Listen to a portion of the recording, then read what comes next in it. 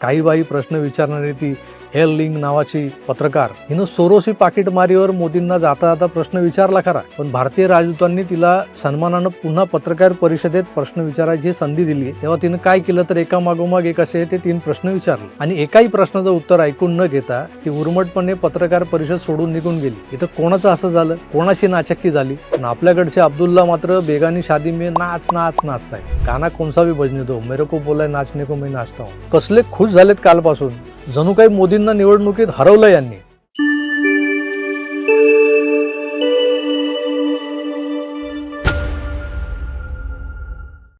मोदी विरोधकांची कालपासून दसरा दिवाळी सुरू झाली. कसले खुश झालेत काय सांगू. 2014ला हा बाबा जो काय देशाच्या पंतप्रधान पदावर बसलाय तो काही केल्या खाली उतरत नाहीये. काय काय केलं आणि काय काय नाही केलं या लोकांनी मोदींना संपवण्यासाठी. राजकीय दृष्ट्या संपवण्यासाठी नाही, अक्षरशः संपवण्याचा घाट घालून त्यांना पंजाबमध्ये पाकिस्तानच्या सीमेपासून काही किलोमीटरच्या अंतरावर आणून एका पुलावर अडकवण्याचा प्रयत्न झाला होता. एखादं मिसाईल आलं असतं पलीकडून तर पुलासकट मोदी, एखादं ड्रोन सोडलं असतं तरी काम तमाम. पण त्या काशी विश्वेश्वराची कृपा आणि प्रभू श्रीरामाची महिमा अगाध आहे. हा त्या मुठभर विरोधकांच्या रोषाला न घाबरता तिथवर जाऊन सुरक्षित आला बाबा. जो लोग बहुत कुछ उखाड़ने की बात कर रहे थे, यहाँ तो मोदी का बाल भी बाका नहीं हुआ, अशी स्थिती होती त्यावेळेस.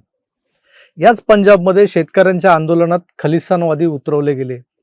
दिल्लीवर अटॅक करणार, लाल किल्ल्यावर खलिस्तानी झेंडा फडकावणार, तिकडे शाहीन बागेत रस्ता जाम करून ठेवला होता लसणीच्या कांड्यांनी. दरम्यान भारतद्वेषी न पेक्षा मोदी विरोधी टूलकिट कामाला लावलं गेलं होतं.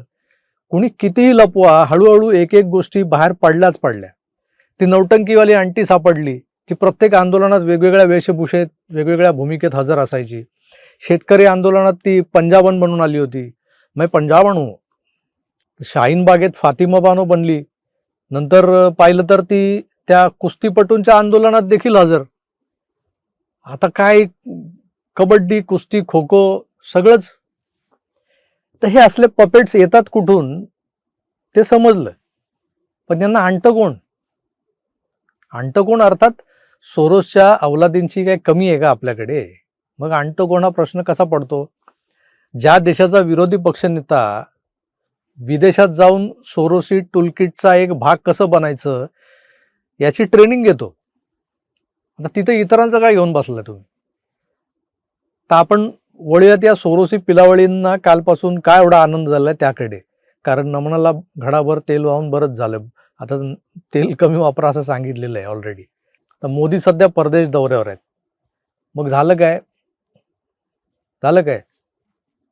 तुम्ही म्हणाल त्यात नवल काय? मोदी भारतात कमी आणि परदेशात जास्त असतात, नाही का? तर हे असं बोलणारे बरेच लोक आहेत, बोलू द्या. त्यात नवीन काय असं मी विचारतो तुम्हाला, नवीन काय? अहो, त्या नॉर्वेच्या दौऱ्यावर असताना तिथं मोदींना एका विदेशी पत्रकाराने, महिला पत्रकाराने प्रश्न विचारला, तर ते तिला उत्तर न देता निघून गेले. भारतात तर ते पत्रकारांना फाट्यावरच मारतात. एकालाही कोण त्यांनी इंटरव्ह्यू दिला नाही, एक प्रेस कॉन्फरन्स घेतली नाही एवढ्या 11-12 वर्षाच्या कालावधीमध्ये. तर ती तर परदेशी बाई, तिला ते उत्तर न देता निघून गेले. या 5-7 सेकंदाच्या एका सीनचा अख्खा 3.5 तासांचा धुरंधर बनवला या लोकांनी इकडे. Super duper hit.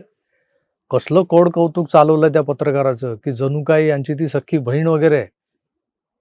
अनेक लिब्रांडूंनी त्या तरुणीचं ट्विट रिपोस्ट करत जीतम जीतम अशा आरोळ्या ठोकतात ना लोक, ते पौराणिक नाटकांमध्ये तो भीम येतो ना मांडी ठोकत, जीतम जीतम, तसाच काहीसा प्रकार चालू आहे. चला, काल मी जरा वेगळ्या विषयावर बोलावं म्हणून 2 सिनेमांच्या स्टोऱ्या काय सांगितल्या एका व्हिडिओमध्ये. एक भाऊ आला लगेच कमेंट करायला, बोलतो तिकडे जागतिक नाचक्की झाले म्हटल्यावर तुमच्याकडे विषयच नसणार, सांगा सिनेमाच्या स्टोऱ्या. सिनेमाच्या स्टोरीमधून कुणाची मारली कुणाला कळलं? काल दिवस जरा बॅक टू बॅक मीटिंग आणि कोर्ट कचेरी यातच गेला. त्यात मला 4 कधी वाजले ते कळलंच नाही आणि तोपर्यंत मला कल्पना नव्हती की असं काहीतरी घडलंय. मग काय मी फतरे त्याच्यावर काय बोलणार. पण रात्री उशिरापर्यंत ही नाटकं बघितली मी आणि ही पाहून प्रचंड मनोरंजन झाल्यानंतर आता त्यावर सविस्तर बोलायला हवं असं मला वाटतंय. सो बोलतोय. आपले पंतप्रधान नरेंद्र मोदी नॉर्वेच्या दौऱ्यावर गेले होते. कशासाठी? तर भारत आणि नॉर्डिक देशांमधला जो काही संबंध आहे, परस्पर संबंध, तो अधिक दृढ करण्यासाठी, मजबूत करण्यासाठी. आणि हा दौरा त्या दृष्टीने अत्यंत महत्त्वाचा मानला जात होता. तिकडे हरित ऊर्जा, तंत्रज्ञान जे नॉर्वेकडे आहे, आपल्याकडे नाही. ब्ल्यू इकॉनॉमी, डिफेन्स आणि इतर सगळ्या गोष्टींमधलं आपलं देवाणघेवाण, सहकार्य, अशा अनेक क्षेत्रांमध्ये भारतानं नॉर्वेसोबत मोठमोठे करार केले.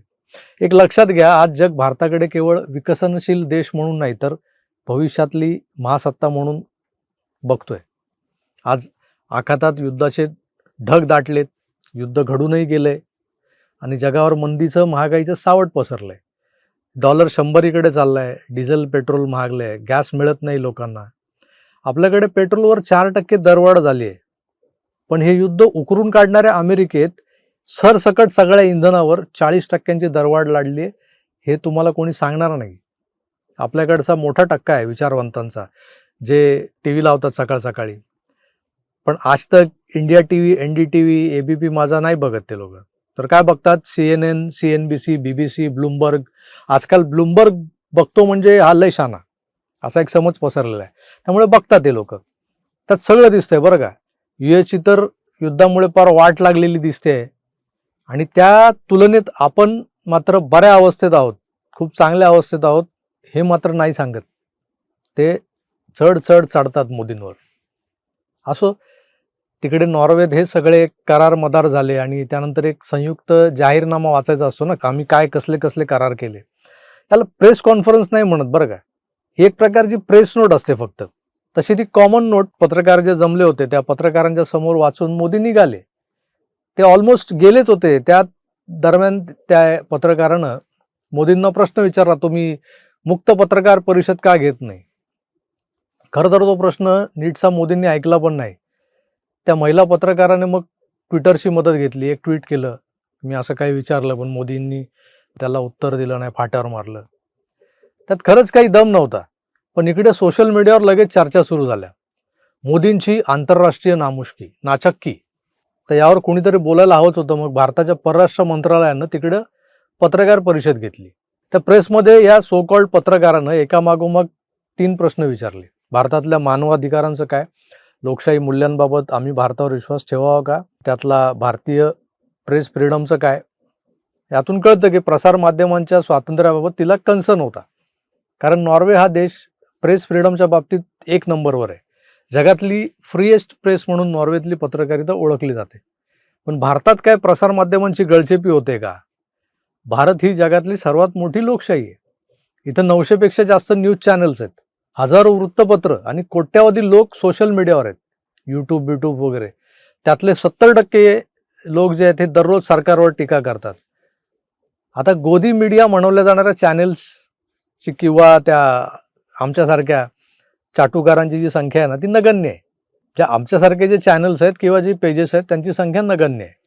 उलट विरोधातल्यांची संख्या प्रचंड आहे आणि त्यांचा रीच जास्त आहे. म्हणजेच भारतात प्रसार माध्यमांना पूर्ण स्वातंत्र्य आहे, हे तर एवढं तर दिसतंय. कारण इथली लोकशाही नुसती जिवंत नाहीये, तर अत्यंत मजबूत अवस्थेत आहे. मग आता प्रश्न पडतो, या पाश्चिमात्यांना भारताबद्दल एवढा आकस का? तुम्हालाही पडला असेल, पडला असेल म्हणणं चुकीचं आहे, पडत असेल. पण मला जेव्हा हा प्रश्न पडतो ना असा या टाईपचा, तेव्हा मी माझंच उदाहरण देतो लोकांना. मला कोणी विचारलं का रे असं का वागतात लोक, तर मी त्यांना सांगतो, मित्रांनो, मी स्ट्रगल करत होतो, थोडकीने तब्बल 10 वर्ष आमदाराचा PA होतो, पण इमानदार होतो. त्यामुळे हातात काहीच पडलं नाही 10 वर्षात. प्रिंटिंग प्रेसमध्ये नोकरी केली मॅनेजर म्हणून, हातात काय पडलं? काहीच नाही. वर्तमानपत्रात झगडत होतो, कॉलम लिहायचो, पेज डिझाईन करायचो, मग मला पुरवणी संपादक केलं, कार्यकारी संपादक केलं, अजून काय केलं. पण ना पैसा होता ना नाव होतं. तेव्हा माझे अनेक मित्र होते, खूप मित्र होते माझे, जे माझ्या संघर्षाची, मी जो काही स्ट्रगल करायचो ना, तारीफ करायचे, कौतुक करायचे. तुझ्यात जे टॅलेंट आहे ना त्याला न्याय मिळत नाही असं म्हणायचे. आज परिस्थिती बदलली आहे. आता मी लाखो प्रेक्षकांपर्यंत दररोज पोहोचतो. लोक मला ऐकतात. त्यातल्या कित्येकांना मी त्यांच्या घरातलाच एक सदस्य वाटतो, त्यांच्या मनातलं बोलतो. मला सेलिब्रिटी स्टेटस वगैरे मिळाल्यासारखं वाटतं. लोक रस्त्यात भेटले की सेल्फी काढतात. तर हे सगळं जाम भारी ना भाई. तर हे असं कुठेतरी वाटायला लागलं होतं न होतं, तर अशी वेळ आली की माझ्यावर अकारण जळणारे, ज्यांना मी कधी भेटलोही नाही, मी त्यांना ओळखतही नाही, असे लोक माझे दुश्मन बनलेत. मित्रांची संख्या पार एकेरीवर आली आहे, सिंगल डिजिटवर आली आहे. तसंच भारताचंही आहे. जेव्हा भारत गरीब होता, साप गारुड्यांचा देश म्हणवला जायचा, तेव्हा याच जगाला भारताबद्दल फारसा त्रास नव्हता. उलट त्यांना भारताचं कौतुक वाटायचं. पण आज भारत जगातली 5वी सर्वात मोठी अर्थव्यवस्था बनलेला आहे. हाच भारत चंद्रावर पोहोचलेला आहे. डिजिटल पेमेंट ही संकल्पना सगळ्यात आधी व्यवहारात आणून याच भारतानं जगाला मागे टाकलेलं आहे. आणि महत्त्वाचं म्हणजे 2 ध्रुवांच्या कोल्ड वॉरमध्ये कुणा एकाची कड न घेता जागतिक राजकारणात स्वतंत्र भूमिका भारत घेतोय. म्हणूनच अनेक पाश्चात्य माध्यमांना भारताचा वाढता प्रभाव खटकतोय. दुसरं कारण म्हणजे आजचा भारत कुणाच्याही दबावाखाली वागत नाही. रशिया असो, अमेरिका असो, तो चीन असो, भारत स्वतःच्या हिताचं राजकारण करतो. एक काळ असा होता जेव्हा भारताकडे मदतीची अपेक्षा करणारा देश म्हणून पाहिलं जायचं. पण आज परिस्थिती बदलली आहे. कोरोना काळात भारतानं जगाला लस दिली, वॅक्सिन दिलं. युद्धाच्या काळात स्वतःच्या नागरिकांना सुरक्षित त्या देशातून बाहेर काढलं. आणि G20 सारख्या परिषदांमधून भारतानं जगाला नवीन दिशा दाखवली. नॉर्वेच्या दौऱ्यातही मोदींचं मोठ्या सन्मानाने स्वागत करण्यात आलं. त्यांना नॉर्वेचा सर्वोच्च नागरी सन्मानही दिला गेलाय.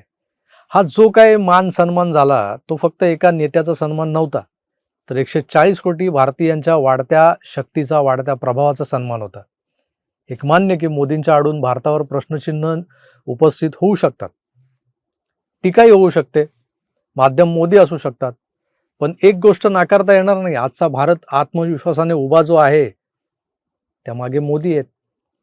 आणि म्हणून हे जग जे आहे आज भारताकडे बारीक लक्ष ठेवून आहे. कुठल्या तरी NGOंनी जाणीवपूर्वक भारताची प्रतिमा मलिन करण्यासाठी बनवलेल्या त्या फेक रिपोर्ट्सवर आधारित काही बाही प्रश्न विचारणारी ती हेल लिंग नावाची पत्रकार, हिनं सोरोसी पाकिटमारीवर मोदींना जाता जाता प्रश्न विचारला खरा, पण भारतीय राजदूतांनी तिला सन्मानानं पुन्हा पत्रकार परिषदेत प्रश्न विचारायची संधी दिली. तेव्हा तिनं काय केलं तर एकामागोमाग एक असे ते 3 प्रश्न विचारले आणि एकाही प्रश्नाचं उत्तर ऐकून न घेता ती उर्मटपणे पत्रकार परिषद सोडून निघून गेली. इथं कोणाचं असं झालं, कोणाची नाचक्की झाली? पण आपल्याकडचे अब्दुल्ला मात्र बेगानी शादी में नाच नाच नाचतायत. गाना कोणसा भी बजने दो, मेरे को बोला नाचने को मैं नाचता हूं. कसले खुश झालेत कालपासून. जणू काही मोदींना निवडणुकीत हरवलं यांनी, जे ते किमान अजून 10 वर्ष तरी करू शकणार नाहीयेत. पण मुंगेरीलाल के हसीन सपने म्हणतात ना, तसा जो प्रकार आहे ते घेतलं त्यांनी स्वप्न बिप्न बघून. आणि काय जबरदस्त ते आनंदात आहेत कालपासून ना. नाचक्की झाली. आता एक भैयाची चक्की आमच्या नाक्यावर आहे, त्याला 5 किलो गहू द्या, तो 4.5 किलोचं पीठ देतो. आता इथे एकच म्हण परफेक्ट फिट होते, लगीन आहे लोकांचं आणि नाचतं येड्या भोकाचं.